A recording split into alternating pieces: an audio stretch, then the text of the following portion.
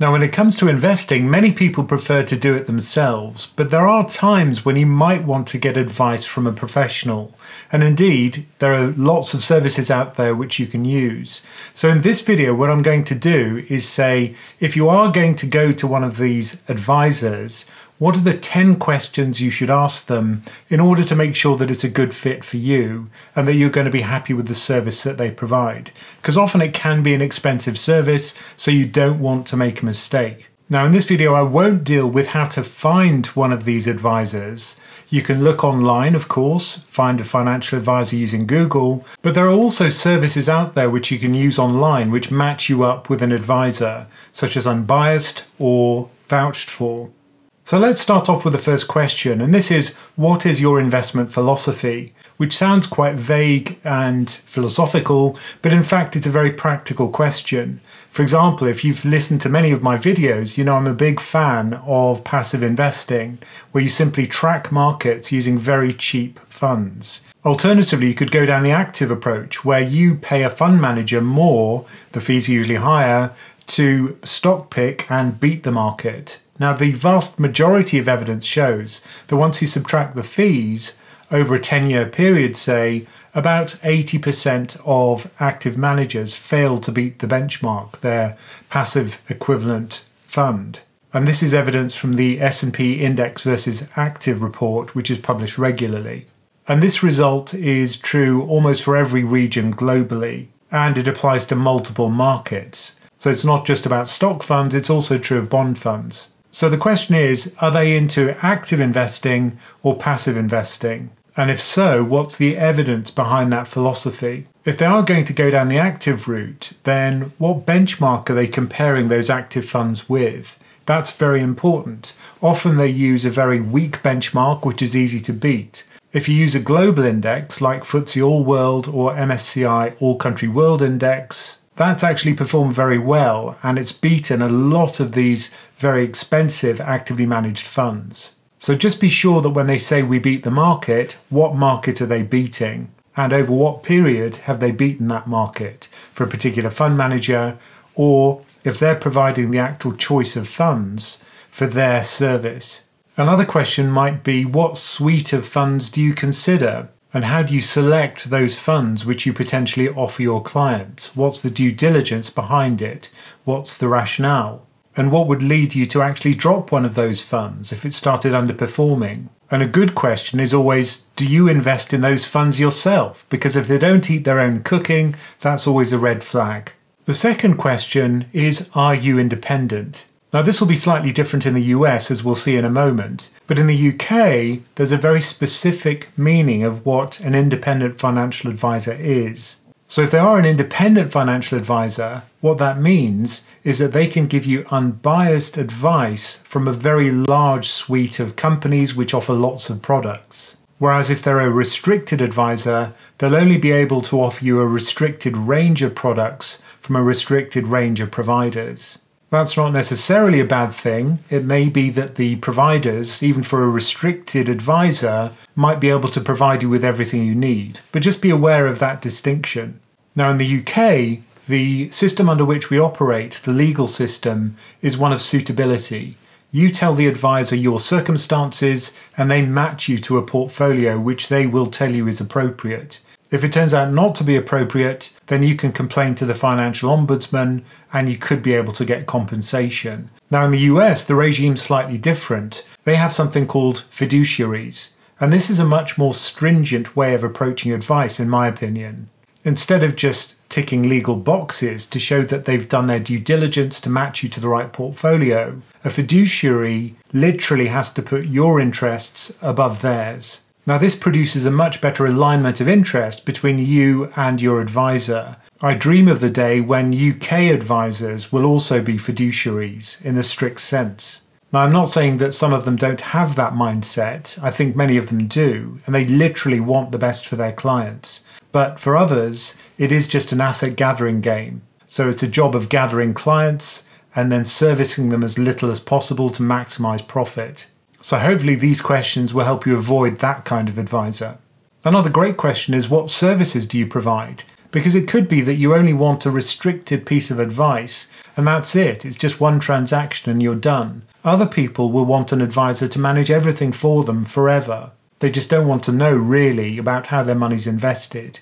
The service which everyone thinks about is investment advice, where they take your circumstances and they match you to a portfolio which they think is appropriate for your financial goals. Now, it turns out that that choice of funds is something they're not particularly good at, as we'll see later.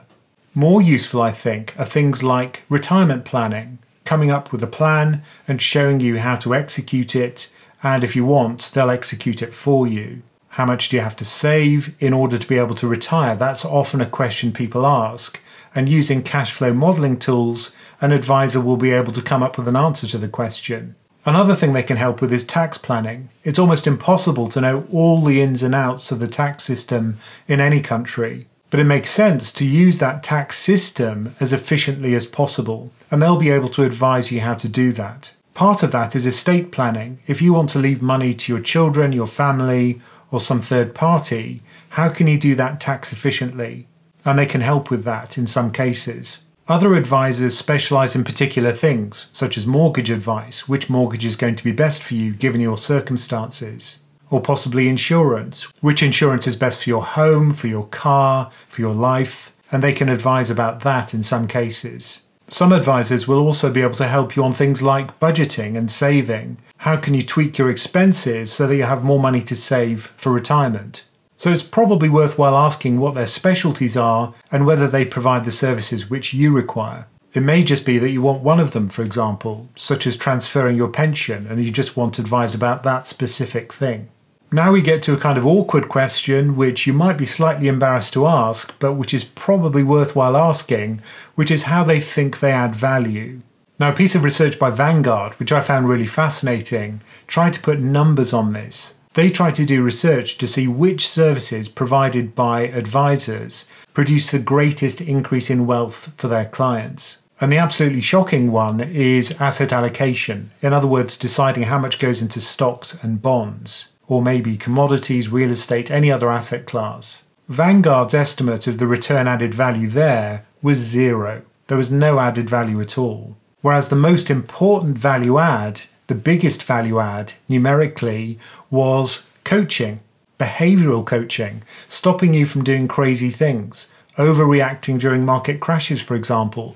A good advisor should try and get in touch with you if markets crash and say, look, don't panic, don't sell. This is a sale. You should be buying, not selling.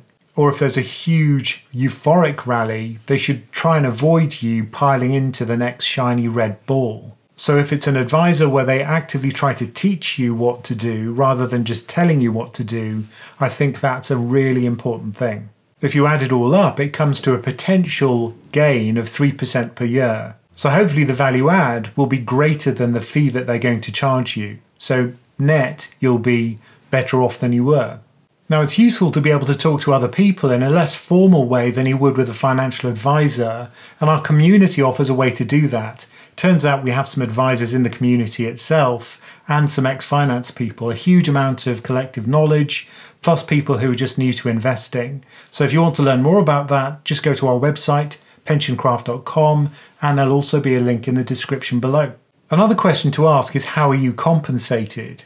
Now, many advisors use an ad valorem fee. In other words, it's based on the value of the pot which they're going to advise you about. And there was research done by the Financial Conduct Authority in the UK which showed that the upfront fee for that, for a financial planner, was 2.4% of your assets under management upfront. And then there's an ongoing fee of 0.8% per year. And that's pretty hefty. If it's £100,000 we're talking about, then the upfront fee would take away $2,400 on day one. Another source of information is Unbiased, which is one of those advisor directory services in the UK.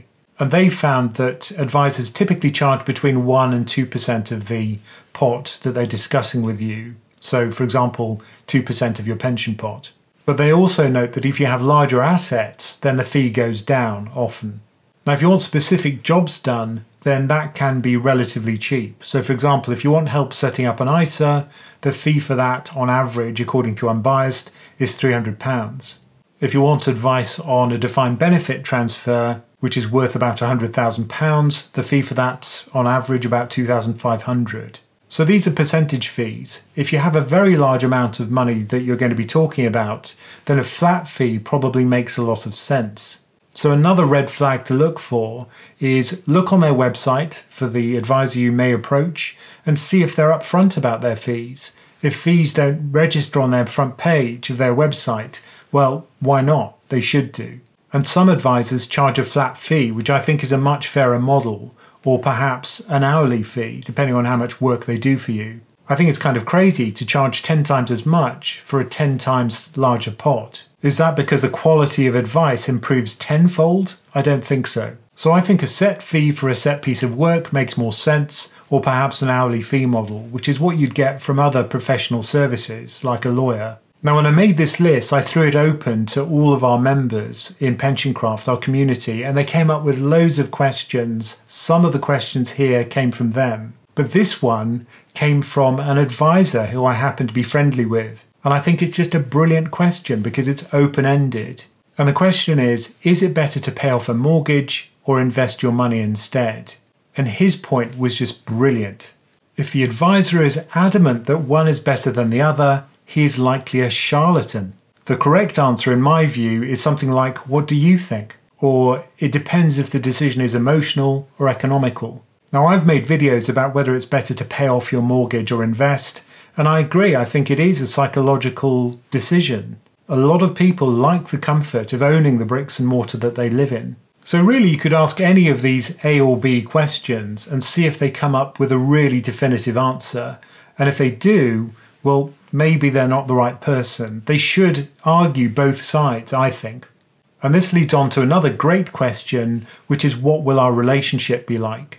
Some advisors, I'm told, only speak to you once a year, and it's just a check-up to see if everything's okay. Of course, this minimises their costs and maximises their profit. The more they're speaking to you, the less time they're spending gathering assets and increasing their AUM, and of course, that's going to reduce their margins. Other advisors are much more interactive, and it's much more of a collaborative relationship. Again, to quote my advisor friend, he says, clients are better served by a trusted collaborative partner who admits they don't have all the answers, rather than someone who does think they have all the answers.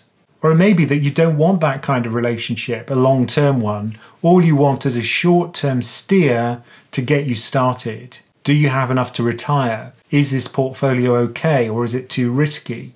What should my tax structure be? How am I using all my tax allowances? Is there something which I'm missing? So really it's a matter of checking that the relationship is what you want it to be. And if it's not, then just find somebody else. There are lots of advisors out there.